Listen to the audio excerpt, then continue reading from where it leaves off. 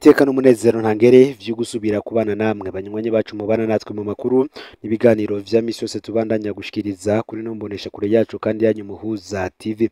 Uyu ni umwanya tugiye kubagezako amakuru biriko biravugwa bigezweko ngaha mu gihugu c'u Burundi, akaba ari amakuru tuzagaruka kuri vyinshi biriko biravugwa biri mu bisata bitandukanye, gusa cane cane tukaza kugaruka ku biriko biravugwa mu gisata ca politike, agateka kazira muntu be n'ibindi bitandukanye. Ndagoye kaze rero muri ano makuru wawuherereye mu gihugu c'u Burundi mu ntara zigize ubuseruko, ubumanuko, uburaruko, uburengero, abaranze imbezi igihugu c'u Burundi nko mu karere ka Afrika y'ibiyaga binini, abari ku mugabane wa Afrika ndetse n'abari mu makungu ya kure. Mwese ndabaye kaze muri ano makuru. Ni mu gihe bivuga ko hari umusore w'umuhungu wa Perezida Nkurunziza, uyu bikavuga ko ari umwana wiwe ngo atazwi. Muti kuki iyi nkuru tuyizanye? Abamutabayiza bakaba bavuga ko amaze imyaka irenga 10 apfungiwe mu iborero rikuru rya Mpimba kandi ataburana. Ikosa ry'uyu musore akaba ari uko yaravuze kandi ko ari umuhungu wa Petero Nkurunziza. Ni mu gihe twasavye abamuzi ko badufasha gutohoza ibijanye n'uyu muntu. Abantu batari bake rero baraye batwandikiye harimwo n'abapfunganywe hagati y'umwaka wa 2014 ndetse n'umwaka wa 2022 mu butungane, nabo ngiyo dosiye barayizi n'abandi batandukanye. Rero ngibi ivyo twashitseko turaza kubageza ko vyose mwidonido. Bamwe bati ese koko uyu muntu yoba azwi mu butungane? Abandi bati ese yoba yarakuriye hehe? Ibi vyose nivyo tugira tugarukeko. Abanyororo nkawe n'abandi twaronse Ingozi bamuzi ku izina rya Queen Peter Nkurunziza, mu butungane yitwa King Peter Nkurunziza. Amubajije yabwiye ko yavutse mu mwaka wa 1994 mu ikambi y'impunzi iri muri Tanzania. Yabwiye ko umuvyeyi wiwe yari umugwanyi wa FDD, ko amaze kumuvyara yamuse mu ikambi y'impunzi maze asubira ku rugamba. Umuvyeyi yahavuye ngahitanwa n'urugamba. Yavuze ko nyina yapfuye yaramubwiye ko se ari Petero Nkurunziza. Abaciye mu mpimba hagati y'umwaka wa 2014 ndetse n'umwaka wa 2022 baramuzi cyane. Bavuga ko ari umusore mugufi w'amaso manini, akina cyane umupira w'amaguru kandi akinisha ibamfu. Abamubonye bavuga ko yarabayeho nabi cyane mu mpimba, katagira umuntu amugendera ko kenshi yasega kugira ronke ayagura ifiriti y'ikijumbu. Mu nyuma atangura gukorera undi munyororo amudandariza udukate. Abamubonye bose rero bakaba bavuga ko yabatera akagongwe, bakumva agahinda biyumviriye ko ashobora kuba ari umwana w'umukuru w'igihugu akaba agowe gutyo. Inkuru yuko ari umwana rero wa Perezida Nkurunziza yayitera abantu bose kandi yayivugira ahero. Abamuzi batubwiye ko Hussein Najab akiri mu mpimba yamwumvira akagongwe, akaza aramuha imfungurwa rimwe na rimwe. Muti rero yafashwe gute? Ikibazo cyo kumenya ifatwa rya Queen Peter Nkurunziza nkuko bamwita Ingozi canke se King Peter Nkurunziza nkuko bamwita mu iborero rikuru rya Mpimba caratugoye cyane. Ntivyoroshe kumenya neza ikibanza yafatiwemwo n'igihe yafatiwe. Gusa bamwe bavuga ko yafatiwe i Bujumbura, abandi bakavuga ko yafatiwe Ingozi. Amatohoza yacu yatweretse ko yafashwe inshuro zibiri. Irya mbere yafatiwe Ingozi. Hari babiri batwandikiye ko bamwiboneye aho yafatwa akajanwa kuri komisariya y'igipolisi Ingozi. Ngo bagereranya ko yafashwe hagati y'umwaka wa 2011 ndetse n'umwaka wa 2012. Umwe muri bo yanditse agira ati: jewe ifatwa ryiwe nararibonye kuko nari ngiye kuburana harya muri Cour d'appel Ingozi. Uwo muntu vyavuga ko yaje ava muri Tanzania, hanyuma abaza ngo ninde yondangira umuntu yitwa Pierre Nkurunziza. Bamubajije ico amuronderera, nawe yishura ngo jewe imbere yuko mama wanje yitaba Imana yari yambariye ko papa wanje avuka Ingozi, ko yitwa Pierre Nkurunziza kandi ko yahora mu miharigwana. Sinabonye neza aho yafatiwe, ariko bishoboka ko yafatiwe imbere ya province canke imbere ya Cour d'appel, kuko ico gihe hararabana. Ico bikoze baciye baje kumupfungira muri komisariya harya Ingozi. Ivyakurikiye ntavyo namenye. Naje ico gihe nshitsi wacu nashitse nabitera inkuru abantu bo ngaha. Gusa icigaragaje nuko umuntu yari afise agashusho kuri nyakwigendera. Wongeranije ico gihe hari mu mwaka wa 2011. Uyundi nawe yagize ico avuga nk'ivyo nyene yavuze ariko we akavuga ko vyabaye hagati y'umwaka w'ibihumbi 2011 ndetse n'umwaka w'ibihumbi 2012. Undi kandi nawe yatwandikiye ko uyo musore yakuye mu gasho n'uwari mu sanere wa Ngozi ico gihe. Clotilde Caraziwe aja kumuronderera ahaba amaja mu Burengo. Ivyo navyo twasanze ari vyo. Bamwe bati uyu yoba Queen Peter Nkurunziza mw'irerero ry'imfuvyi Ingozi. Twaronse ivyemeza ko uyu yiswe Queen Peter Nkurunziza mw'iborero rikuru ry'Ingozi ndetse akitwa King Peter Nkurunziza mw'iborero rikuru rya Mpimba avuye mu gashuka komisari y'igipolisi Ngozi yajanywe mw'irerero ry'imfuvyi ryitwa Ikirezi riri Ngozi kwibarabara rya Burengo. Isoko ryacu Ngozi byatumishe ko uyu mwana yajanywe mw'irerero ry'imfuvyi kubera abategetsi batinya ko radio RPA yashobora kuvuga iyo nkuru igasamirana mu gihugu cyose. Iyo soko ryose rero ryemeje ko kandi ko uwo mwana yajanywe na Mustaneri Clotilde Caraziwe. Amakuru twaronse akavuga ko uwo mwana mw'irerero ry'imfuvyi yaritwa Queen Peter Nkurunziza kandi uwo bavugana wese yagoma yemeza ko ari umwana wa President Nkurunziza kandi ko yasaba ko bomureka akaja kubonana na se. Muri ico kiringo rero hariko haratunganywa igikorane cy'umuryango w'umukuru w'igihugu cabera Ingozi. Ivyo bikorane umuryango wa President Nkurunziza wari utegekanya mu mpera z'umwaka. Umwana vyumvise ko yimirije igikorane yaragumutse aravuga ko azopfuma aja kwita mu midugerero yese kugira babonane. Ayo majambo yarateye ubwoba abatwarerere irerero Ikirezi baca batuma ko Musanere Clotilde Caraziwe yamubahaye. Nawe yaje rero azananye na Opeji bararyosha umwana ko bamujanye kwa se arabemerera. Isoko ryacu rikavuga ko bavuye ngaho bamujana ku rube rw'u Burundi na Tanzania bamutegeka gusubira muri Tanzania bamuhitike banamubwira ko ahirahira akagaruka ku butaka bw'u Burundi azibonera ko. Iryo soko ryacu rikemeza ko umwana yabarindiriye baragenda nawe acafata inzira ya Bujumbura. Bujumbura yagiye ku kirimba ca President Nkurunziza nawe nyene avuga vya bindi nyene ko akeneye kubonana na se. Aho rero niho yoba yarafatiwe irya kabiri ajanwa mu Mpimba. Iri soko ryo rigereranya ko vyabaye hagati ya Kigara mu mwaka w'ibihumbi 2012 ndetse n'umwaka w'ibihumbi 2013. Ese uyu mwana koko yoba azwi mu butungane? Eka navyo tubigaruke ko. Twashoboye kwivuganira nabigeze kuba bazi neza idosiye muri parike ya Meri ya Bujumbura. Bemeza ko muri iyo dosiye uyo musore yitwa King Peter Nkurunziza. Baravuga nabo nyene ko yabwiye ko yavukiye muri Tanzania kandi ko se ari President Nkurunziza, ariko ntibazi ikibanza n'igihe yafatiwemwo. Batubwiye ko uyu musore yasizwe ko icaha cyo guhungabanya umutekano w'igihugu. Bonyene muri parike baremerera ko ico caha atashingiro na rito cyari gifise. Ayo masoko yacu muri parike aremeza ko atarubanza rwa King Peter Nkurunziza rwigeze rushingishwa imbere ya sentare.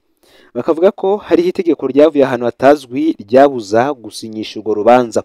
Ni gutyo rero uwo musore King Peter Nkurunziza yapfunzwe imyaka irenga 8 atigeze aburana. Amasoko yacu muri parike akemeza kandi ko kurondera umuvyeyi atari icaha ko ushingisha urubanza akarutsinda canke akarutsindwa. Bamwe bati ese ninde yari afise inyungu ko King Peter Nkurunziza atokugira aburana canke ngo ashira habona ivyamubaye ko? Ninde yari afise inguvu zo kubuza ko urubanza ruja muri senere kandi akongera akagumiza mu buroko bubi King Peter Nkurunziza? Uku kuri kwanyegejwe gushika hiyo nukuhe? Uwatabarije King Peter Nkurunziza yaribaza ko akiri mu Mpimba kandi we yashaka ko atabarizwa n'amashiramwe ahari nagateka kazi na muntu. Gusa amakuru twaronse akavuga ko mu kwezi k'umunani Queen Peter Nkurunziza yasavye umubonano muri parike ya Nahangu, hanyuma procureur aramwankira. Procureur rero yapfuye kumwumviriza yumva uko vyagenze, ako kanya nyene acara murekura. Ni wa procureur w'intore amaze iminsi akora amateka. Queen Peter Nkurunziza akaba amaze igihe gito arekuwe nk'uko twabihawe n'abandi benshi bari mu Mpimba. Yarekuwe gutyo inyuma y'imyaka irenga 8 apfungiwe ubusa kandi apfunzwe bidaciye mu mategeko. Nta makuru dufise yiwe yagiye amaze kurekurwa na rirya atakuriye mu Burundi kandi akaba amaze igihe kingana uko kose apfunzwe. Bamwe bati none koko King Peter Nkurunziza ni umwana wa President Nkurunziza? Iki kibazo kiragoye cyane. Uwo cerekeye yagiye atakivuze ko nta bipimo vyigeze bikorwa kandi ntibaburanye. Nyina wa Queen Peter Nkurunziza avuga ko yapfuye ntahe ari butange. ababonye King Peter Nkurunziza bose bakavuga ko afise agashusho ka Perezida Nkurunziza ku maso, bakavuga ko afise amaso manini nk'umuhisi kandi ko araba nkawe. Ikindi bashimitse bahuriye ko ni ugukina umupira w'amaguru, ariko ivyo vyonyine ntibikwiye kugira umuntu yitwa umwana w'umuntu. Abakurikiranye King Peter Nkurunziza mw'irerero ry'imfuvyi no muri parike bo bakavuga ko hari ikintu cabatangaje cashobora kuvuguruza ivyuko ari umwana wa Perezida Nkurunziza. Uyu King Peter Nkurunziza yavuze ko yavutse mu mwaka w'1994. Nimba koko yaravukiye mu ikambi y'impunzi ico gihe Petero Nkurunziza ntiyari bwaje ku rugamba. Ni mu gihe harabibaza ko uwo musore ashobora kuba atazi neza umwaka we w'amavuko, kuko mu mwaka w'1994 FDD yari igitangura. Ituze rero ko bari bafise abagwanyi b'abakenyezi baja ku rugamba, hanyuma bakagaruka kuvyarira mu ikambi y'impunzi, mu nyuma bagasubira ku rugamba. Ngo birasa ko hobaho amatohoza yimbitse ku vyabaye vy'ukuri mw'ivuka ry'uwo musore. Hano rero kuri imbonesha kure yacu ntidushobora kwemeza ivyuko uyo yiswe Queen Peter Nkurunziza mw'ihorero kuri ry'Ingonzi akitwa King Peter Nkurunziza mw'ihorero kuri rya Mpimba ndetse no mu butungane yavuze ko ari ukuri. Ariko kandi biradutangaza ingene yagiye kunyegezwa mu Mpimba imyaka 8 ndetse narenga bakamwima uburenganzira bwose. Abajejwe intwaro bamumenye nabi bakarondera kumusunikira muri Tanzania. Abategetsi bashatse ngo kunyegeza iki? Bamwe bati Burundi bw'ubutungane nibwisubire ku gupfunga umuntu imyaka irenga 10 ataburanishijwe, ngo hari abantu baba bakwiriye kubibazwa nk'uko bitangazwa n'abafise amashirahamwe aharanira agateka kazina muntu ngaha mu gihugu c'u Burundi. Ngivyo rero ivyo twaba tubabwiye kuri dosiye y'uyu yitwa umuhungu wa w'umuhisi Petero Nkurunziza, gusa dosiye yiwe ikaba yaranyegejwe cyane. Mu yandi makuru reka tubabwire ivyabaye mu ntara ya Bubanza muri komine Gihanga. Ari hehe? Yatwaye hehe? Ninde yamuhamagaye imbere yo kunyuruzwa? Iminsi 40 iragira ikwire umukuru w'umutumba Kagwema anyurujwe, gushika ubu nta kayambukiwe. Tubanze twibutse ko Ndayizigamiye Hans yararongoye umutumba wa Kagwema akaba n'umunywanyi w'umugambwe CNDD FDD. Yanyurujwe ku genekerezo y'icenda ukwezi kw'icenda uyu mwaka w'2024. Uyu yanyurujwe nyuma yo guhamagarwa kuri telefone n'umuntu yaramubwiye ko bohurira kw'ibarabara rya 5 rya Gihanga avuye ku biro vya komine aho yagiye gutanga icegeranyo c'akazi. Inyuruzwa yiwe rero ngo rikaba rifatiye ku matata ari hagati yiwe n'abo basangiye umugambwe CNDD FDD kuri uwo mutumba, kuko kuva abaye umukuru w'umutumba hari umurwi wabo basangiye umugambwe batigeze babinezererwa, bakaba baragumye bamugwanya nk'uko vyagiye biratangazwa n'abantu batandukanye.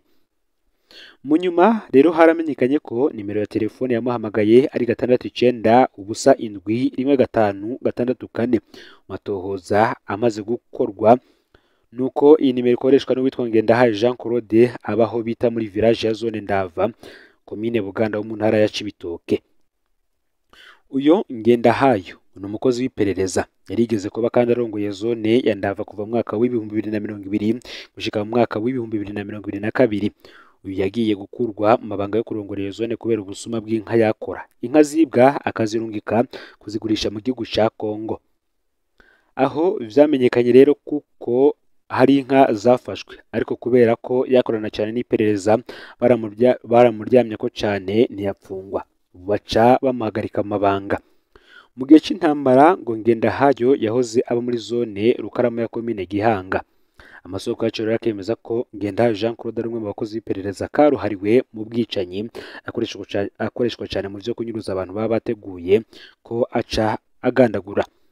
Amwe mu masoko yacu mw'iperereza twayase yagize ati uwo agufashe acagirwa ko nta kuraza, akoresha ivyo twita sevuma. Ufata umuntu ukamushira mu igunira ukamubohera ko ikibuye kinini ugaca uhenurira muri Rusizi, aho nta kiziga kiboneka. Ayo masoko yacu kandi yemeza ko Ngendahayo yama ajabuka kenshi mu gihugu ca Kongo mu bikorwa vy'iperereza. Aho muri ino nkuru yacu nitwemeje ko Emerance Ndayiziga yoba yaramaze kugandagurwa. Dushimye gushira hanze amatohoza tumaze iminsi dukora dufatiye ku nomero ya telefone yamuhamagaye imbere yo kunyuruzwa. ivyo bikaba biruko mu gihe muri iyo komine hamaze igihe hibonekeza inyuruzwa ry'abanyagihugu benshi bikarangira baburirwa irengero.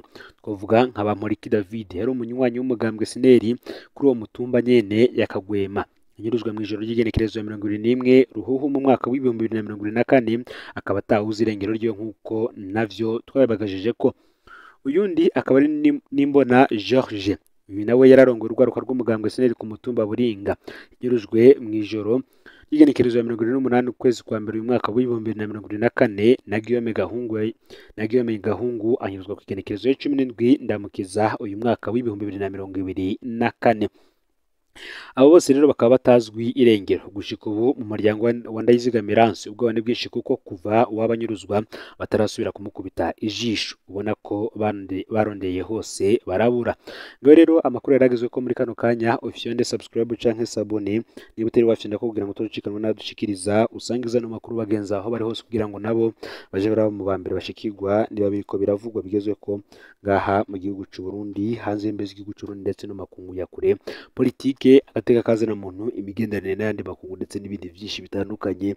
Umuhuza TV, Imana iba hezagire.